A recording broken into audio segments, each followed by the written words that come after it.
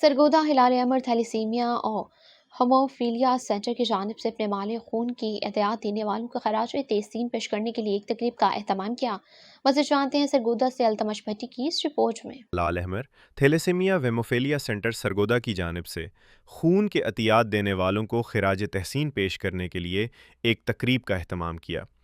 تقریب میں civil society, انجمن تاجران، طلبہ و طالبات کی ڈونر سوسائٹیز، محکمہ پولیس کے افسران و عہدیداران، تھیلیسیمیا وہموفیلیا کے مرض میں مبتلا بچوں اور ان کے والدین نے شرکت کی۔ تقریب کا آغاز تلاوت قرآن پاک اور نعت رسول مقبول سے کیا گیا۔ انویسٹیگیشن آفیسر عمران عباس کی پولیس بلڈ ڈونیشن کیمپس کے حوالے سے کاوشیں کسی تعریف کی محتاج نہیں۔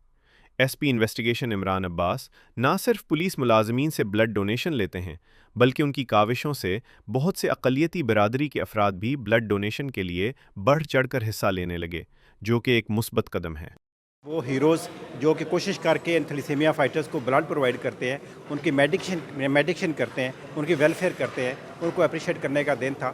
آج یہاں ان سب جو دوست ہیں ہمارے، ان کو انوائٹ کیا گیا تھا، انوائٹ کر کے ان کو اپریشیٹ کیا گیا ہے۔ یہ وہ ہیرو ہیں جو بغیر کسی لالچ کے، بغیر کسی انٹرسٹ کے ان کے لیے کام کر رہے ہوتے ہیں، اور یہی ضامن ہے ان تھیلیسیمیا فائٹر کی زندگی کے۔ یہ مشکل بیماری سے ہمارے یہ بچے فائٹ کر رہے ہیں، لڑ رہے ہیں، ان کے والدین کا ساتھ دینے والے یہی ہیرو تھے جنہیں آج اپریشیٹ کیا گیا ہے۔ اور میں سمجھتا ہوں اس طرح کی سوسائٹی کے لوگ ہی ہیں جن کی وجہ سے انسانیت زندہ ہے، اور انسانیت اگر کسی نے دیکھنی ہے تو ان کی طرف دیکھے جو بے لوث ان بچوں کو زندگی پرووائڈ کر رہے ہیں، ان کی زندگی کے لیے آسانی پیدا کر رہے ہیں۔ جی، مہمانان گرامی نے ہلال احمر تھیلیسیمیا وہیموفیلیا سینٹر سرگودا کے منظم نظام کی تعریف و تائید کی۔